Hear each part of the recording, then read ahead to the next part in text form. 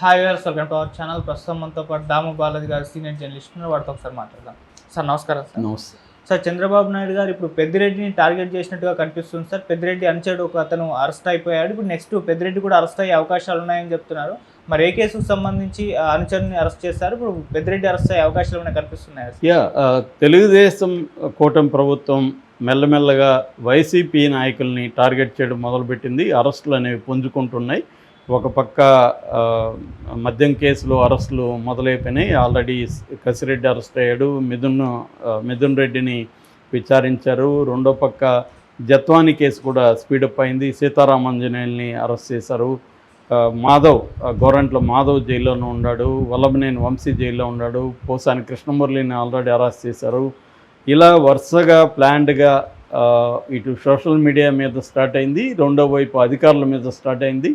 అది మెల్లమెల్లగా ఇప్పుడు సీనియర్ వైసీపీ లీడర్ల మీద టార్గెట్ చేసి సీనియర్ వైసీపీ లీడర్లలో కీలకమైన లీడర్స్ ఎవరైతే ఉన్నారో వాళ్ళందరినీ టార్గెట్ చేసి వాళ్ళందరి మీద కేసులు, జైళ్ళు ఈ కార్యక్రమం తెరలేపినట్టుగా మనకు కనబడుతుంది. దీంట్లో తెలుగుదేశం మీద తెలుగుదేశం కేడర్ కానీ తెలుగుదేశాన్ని సపోర్ట్ చేసే మేధావులు, జర్నలిస్టులు తీవ్రమైన విమర్శలు పెడుతున్నారు గత కొంతకాలం నుంచి. చంద్రబాబు అండ్ కో అంటే లోకేష్ కావచ్చు, చాలామంది కుమ్మక్కైపోతున్నారు వైసీపీ నాయకులతో.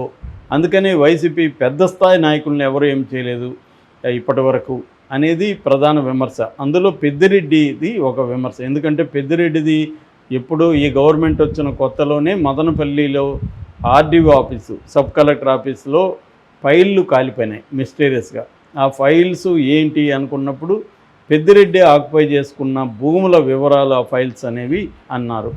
అది నాలాంటి వాళ్ళకైతే విచిత్రంగా అనిపించింది. ఎందుకంటే ఆ ఫైల్స్ అంతా ఫిజికల్ పేపర్లోనే ఉంటాయా? టెక్నాలజీ వచ్చి చాలా కాలమైంది కదా, ఇవి ఎక్కడ కంప్యూటర్స్లో ఉండవా?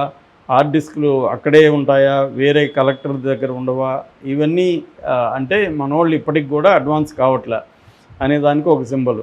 రెండోది ఏమంటే అసలు ఫైల్స్ అనేది ఏమీ కాలేదు, కావాలనే దాన్ని ఒక కేసులాగా పెట్టారు తప్ప ఫైల్స్ కాలిపోవడం వల్ల వచ్చిన ఇదేమీ లేదు. దాన్ని చూపించి పెద్దిరెడ్డిని ఇబ్బంది పెట్టడానికి చేస్తున్నారు అనేది కూడా వైసీపీ వాళ్ళు విమర్శించారు.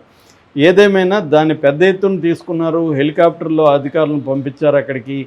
అప్పట్లో సీనియర్ అసిస్టెంటు గౌతమ్ తేజని అరెస్ట్ చేశారు. ఇతను A1గా ఉన్నాడు. ఆర్డీఓ మురళిని అరెస్ట్ చేశారు. ఇతను A2గా ఉన్నాడు. ఇప్పుడు నిన్న ఒక పరిణామం చోటు చేసుకుంది. అదేంటంటే వంకమద్ది మాధవ్ రెడ్డి అనే అతన్ని నిన్న చిత్తూరు జిల్లా రొంపిచెర్ల మండలం పెద్దగొట్టిపల్లి ఫామ్ హౌస్లో అతన్ని అరెస్ట్ చేశారు. ఇతను చాలా దగ్గర వ్యక్తి. పెద్దిరెడ్డి రామచంద్రారెడ్డికి రైట్ హ్యాండ్ అని చెప్తారు ఈ మాధవ్ రెడ్డిని అరెస్ట్ చేశారు. మాధవ్ రెడ్డి A3గా ఉన్నాడు ఈ కేసులో. సో మాధవ్ రెడ్డిని అరెస్ట్ చేశారు కాబట్టి ఇప్పుడు మాధవ్ రెడ్డి వాంగ్మూలాన్ని తీసుకొని పెద్దిరెడ్డిని, మిథున్ రెడ్డిని ఇద్దరిని కూడా తండ్రి కొడుకుల్ని అరెస్ట్ చేయబోతున్నారు అనేది వార్త వైరల్ అవుతుంది.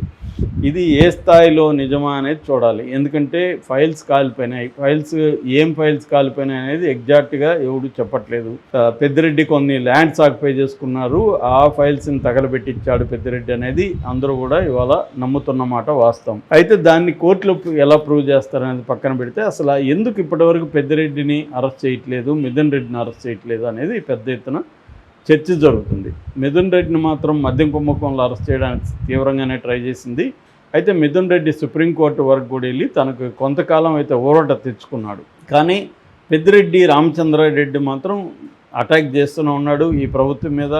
ఈవెన్ మిథున్ రెడ్డి కూడా మొన్న మీడియా సమావేశం ఏర్పాటు చేసి ఈ కేసులన్నీ కూడా డూప్లికేట్ కేసులు, మాది ఫైల్స్ అన్నారు. తర్వాత అటవీ భూమి ఆక్యుపై చేసుకొని పొంగనూరు దగ్గర గెస్ట్ ఫామ్ హౌస్ నిర్మించామన్నారు.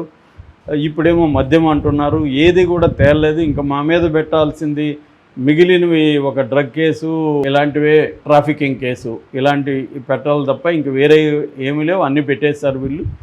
కానీ ఒక దాంట్లో కూడా ప్రూవ్ చేయలేదు అనేది వీళ్ళు చెప్తున్నారు. నిజానికి పొలిటికలీ మోటివేటెడ్ కేసులో ఏది కూడా కోర్టులో ప్రూవ్ అయ్యి శిక్షలు పడేవి వెరీ వెరీ రేర్. ఒక లల్లు ప్రసాద్ యాదవ్ లాంటి వాళ్ళకే జరిగింది తప్ప మామూలుగా జనరల్గా పొలిటికల్ రైవలరీలో కేసులు పెట్టేవి వేధించడం కోసమే. ఎందుకంటే మన దేశంలో ప్రాసెస్ ఈజ్ పనిష్మెంట్ అంటారు. పోలీస్ స్టేషన్ దగ్గర నుంచి స్టార్ట్ అయ్యి జైలు వరకు ఈ పనిష్మెంట్ అనేది శిక్ష పడకముందే పనిష్ చేయొచ్చు. మనం అనుకుంటే గవర్నమెంట్స్ అనుకుంటే ఒక వ్యక్తుల్ని పనిష్ చేయొచ్చు. ఇప్పుడు ఈమెను తీసుకెళ్ళి 6 నెలలు పెట్టారు. ఆ తర్వాత ఏమైంది ఆ కేసు? మద్యం కేసు తెలీదు. జగన్ది 16 నెలలు జగన్ జైల్లో పెట్టారు. 12 ఏళ్ళు అయిపోయింది. ఏమైంది ఆ కేసు? ఏమీ అవ్వలేదు. సో ఇలాగ ఇప్పుడు వివేకానంద రెడ్డిది 6 ఏళ్ళు అయిపోయింది. ఏమైంది ఆ కేసు? ఏమీ జరగలేదు. కానీ వాళ్ళని జైల్లో పెట్టారు. సో ఇలాగేందంటే శిక్ష పడకుండా జైళ్ళల్లో పెట్టి కేసులు అని చెప్పి పోలీస్ స్టేషన్ దగ్గర నుంచి వేధించడం అనే కార్యక్రమం చేయడానికి కోసమే ఈ కేసులు పెడతారు ప్రధానంగా. అంతేగాని దీన్ని ప్రూవ్ చేసి వాళ్ళకి శిక్ష పడాలనేది పెట్టరు. ఎందుకంటే వాళ్ళు కూడా ఇదే పని చేస్తారు. అవినీతి అనేది ఏ పార్టీ ఉన్నా అవినీతి కంపల్సరీ జరుగుతుంది. అది వైసీపీ ఉన్నా, తెలుగుదేశం ఉన్నా, బీజేపీ ఉన్నా, కాంగ్రెస్ ఉన్నా అవినీతి లేని పార్టీలు ఏవి లేవు. ఆ మధ్య కూడా మనం బాండ్లు చూసుకున్నప్పుడు ఫండ్ చూస్తే ప్రతి పార్టీకి కోట్లు ఇచ్చారు ప్రతి కంపెనీ. అంటే ఇప్పుడు మెగా ఉంది ఫర్ ఎగ్జాంపుల్. మెగా వాళ్ళు బీఆర్ఎస్కి ఇస్తే అర్థం చేసుకోవచ్చు, బీఆర్ఎస్ అధికారంలో ఉంది. కాంగ్రెస్ ఎందుకు ఇచ్చారు? ప్రతిపక్షంలో పవన్ కళ్యాణ్కి కూడా 10 కోట్లు మెగా ఇచ్చింది. ఎందుకు ఇచ్చింది అంటే ప్రతిపక్షాలు కూడా తాము చేసే అక్రమాల మీద గట్టిగా మాట్లాడకుండా వాళ్ళకు కూడా ఇస్తారు. అట్లాగే పార్లమెంట్లో ఎలాంటి ప్రశ్నలు అడగాలి, మమ్మల్ని ఇబ్బంది పెట్టకుండా ఎలా ఉండాలనే దానికి ఎంపీలకు కూడా ఫండ్ ఇస్తున్నారు అనేది చాలాసార్లు ప్రూవ్ అయిన మాట. అందుకని ఈ దేశంలో ఇవాళ ఉన్న మోడల్లో, ఎలక్షన్ మోడల్లో, డెమోక్రసీ మోడల్లో అవినీతి అనేది ఇన్హెరెంట్గా ప్రతి పార్టీ చేస్తుంది. దీంట్లో డిగ్రీస్ కంపారిజన్లో మాత్రమే చెప్పాలి తప్ప అవినీతి మా పార్టీ చేయదని ఎవరు చెప్పుకోలేని పరిస్థితి. ఇవాళ కూడా ప్రతి ఎమ్మెల్యే విపరీతమైన అవినీతి ఉందని తెలుగుదేశం వాళ్ళే విపరీతంగా పోస్టులు పెడుతున్నారు. తెలుగుదేశం సపోర్ట్ చేసే మెయిన్ స్ట్రీమ్ మీడియా అంటే ఇటు మహా న్యూస్ కావచ్చు, ఏబిఎన్ కావచ్చు, ఆంధ్రజ్యోతి కావచ్చు, ఈనాడు కావచ్చు, వీళ్ళందరూ కూడా ఎక్కడెక్కడ ఎమ్మెల్యేల అవినీతి జరుగుతుందనేది తీవ్రంగా పెడుతున్నారు. అట్లాగే జమీన్ రైతు లాంటి స్థానిక నెల్లూరు నుంచి వచ్చే జమీన్ రైతు లాంటి పత్రికలు కూడా డీటెయిల్గా ఈ ఎమ్మెల్యేల అవినీతి మీద మాట్లాడుతున్నాయి. కాబట్టి ఎందుకంటే ఒక ఎమ్మెల్యే 150 కోట్లు ఎలక్షన్లో ఖర్చు పెట్టాలి, 100 కోట్లు ఖర్చు పెట్టాలి, ఇంకొక 50 కోట్లు 30 కోట్లు పార్టీ ఫండ్ ఇవ్వాలి. అది గతంలో తెలుగుదేశం కూడా వసూలు చేసింది 2024లో.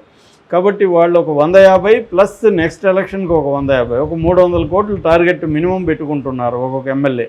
ఎట్లా సంపాదిస్తారు వీళ్ళు? అవినీతి చేయకుండా, వనరులను కొల్లగొట్టకుండా, ప్రజల్ని దోపిడీ చేయకుండా ఎలాగ సంపాదిస్తారు?